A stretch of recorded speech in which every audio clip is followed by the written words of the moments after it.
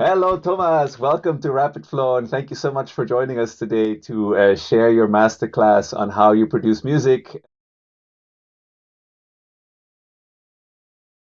So I produced my first album, offered it Café del Mar and many other labels, but no one really replied at the time. Yeah, but I didn't give up. Since I worked on all these tracks, I thought it may be good to to release it myself on a CD at the time. I got a message from Café del Mar that they wanted a track, and that was amazing to me. So I sold this one track, and then I went back to all the labels where I offered my music before. But I know what's I said coming now. I said in the first sentence, I'm a Café del Mar artist, and you won't believe it, but everyone replied, really everyone. And So if you're watching this, just write that in any letter you write to any label. Just say you're on the biggest label you know and watch your career take off. yeah, yeah. It's No, no. What I unbelievable. want to say is that you should really never give up. Always keep believing in yourself. And if you don't find a good company for your music, then do it on your own. Never give up. It's a journey in the end. One other thing that I noticed that I wanted to ask you about that I think is really well done is that actually this is quite a short song, a short sequence, and maybe you want to share your experience with. Yes, yes. This is something really I also learned the hard way, I must say. When I started writing music, I really wasn't good at it. And you can, of course, you can stretch the song for 7 minutes, 8 minutes, make it a typical, extremely long ambient song, but you might lose a lot of people on the way. The main idea or the key to a good, short and interesting song structure is that that you ask yourself all the time, am I losing interest in what I'm hearing now? And what I mean by that is if you start listening to the song, you want to excite the listener all the time. You want to show the listener something interesting. You want to show the listener something that keeps him listening to the song. As soon as the listener or yourself is bored listening to the song, you've done something wrong. You lost your listener. You want to keep him listening to your song. I'm hugely inspired by sound itself. When I laid down the chords for this track, I had the feeling it needed some kind of a melody on top of it. But typically, what I have is when I work on a piano like this, for example, it's not seldom that I really record 30, 40 different versions for this one idea that I'm working on. The reason why I'm doing it 30, 40 times is the first time you play it, you're quite concentrated on playing the right notes, put your fingers on the right place and stuff like that. But if you play it the 30th time, you actually start making music, because then your fingers, they work automatically. You don't think about it anymore. But what you think about is, how does it sound? How does it feel? What do you transport? And this feeling, you will put this feeling into your music, and I'm absolutely convinced that this is transported to the listener. This is key to me. It's absolutely key. This is how I work on the arrangement. So, and then I just go bit by bit through every instrument. Sometimes I record too much, and then I listen again and I think the song is too crowded now. It's too much going on. And then I might delete things again. Yeah. Or I shorten things in the song. As I said here, the intro, for instance, that one is shortened because I was bored of my own intro. I had a copy first. That's why you can see it here. I started on take one, but I cut out the first 2 takes because they were just too boring. Mm. So don't be afraid of cutting yourself out.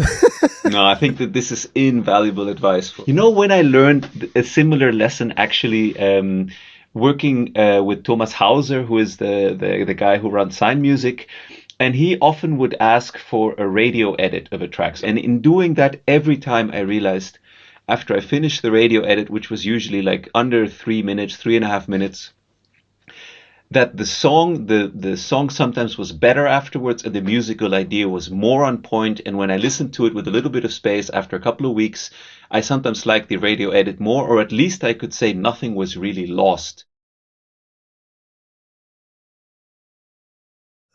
A little trick you can do is just don't listen to your song anymore for 2 or 3 days. Get a little bit of a distance to your song, and then open up your project again and listen critically. And what you could also do is also quite of a good tip. Take a good friend or someone you trust and show him your song, and you will listen to your own song with completely different ears. What are the interesting parts? When does the song bore you?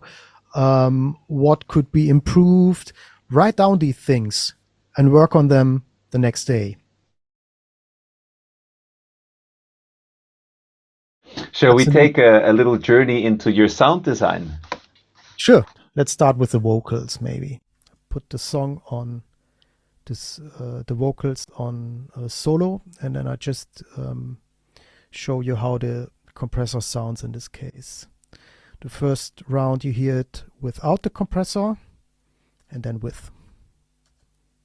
Past horizons and burning glare.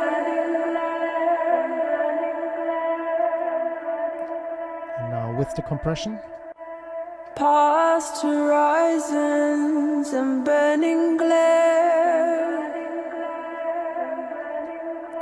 So it's actually getting a little bit lower in volume, but as you could hear probably, if you're familiar with compression, then you could definitely hear that there's a lot of compression going on. And what you could also see is I have some automation going on here for the vocals. So there's an echo boy that I'm throwing in here for the last phrase of the vocals. That's something that I also do a lot when I'm working with vocals. I use these echo throws to also, again, to keep the listener interested in the song. If I would have enabled the echo for the whole track, it would sound boring after a while. But if you just use it for some words or for some phrases, then it gets interesting suddenly, because, oh, what's going on here? There's an echo. And I see the mixing process as a completely separate process, even though I might start mixing during the arrangement or the composition step. I had sessions where I typically give myself 1 or 2 days break before I start on the mixing process.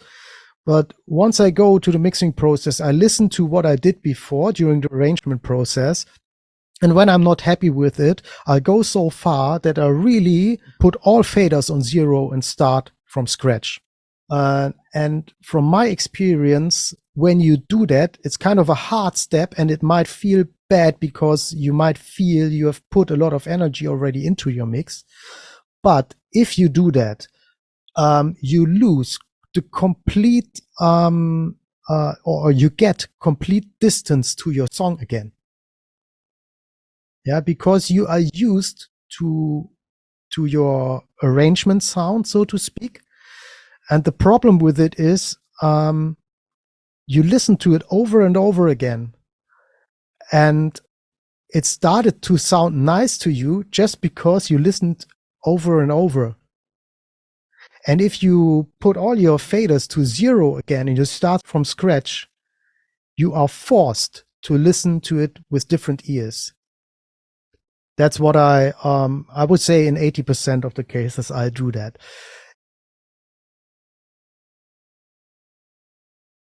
One of the most important things I think in music is stay true to yourself. Don't try to imitate someone else. Be unique, be you. The world needs you. The world needs your sound. It helps no one if you copy the 100s David Guetta or some other superstar. They are superstars because they stay true to themselves. And that's my advice to you. I can tell you from my past, when I started working on ambient music, I had so many people around me telling me, you should do different music. You can't make money with it. That's kind of boring. I don't like that kind of music. So many people that told me you will never make it. It's not worth it, blah, blah, blah, all that stuff. But deep inside of me, I felt this is the music I want to make. And if you have that feeling too, no matter what kind of music you are doing, it doesn't matter what it is. Keep working on it. Keep believe in yourself and be unique. Because if you love what you do and you love the music that you're producing, there is someone out there who will feel exactly the same way as you do. And these people will find your music for sure. I'm 100% convinced. And today I can tell you, I'm doing this now since 20 years. And I can tell you all the people that laughed at me at the beginning, they all don't produce music anymore.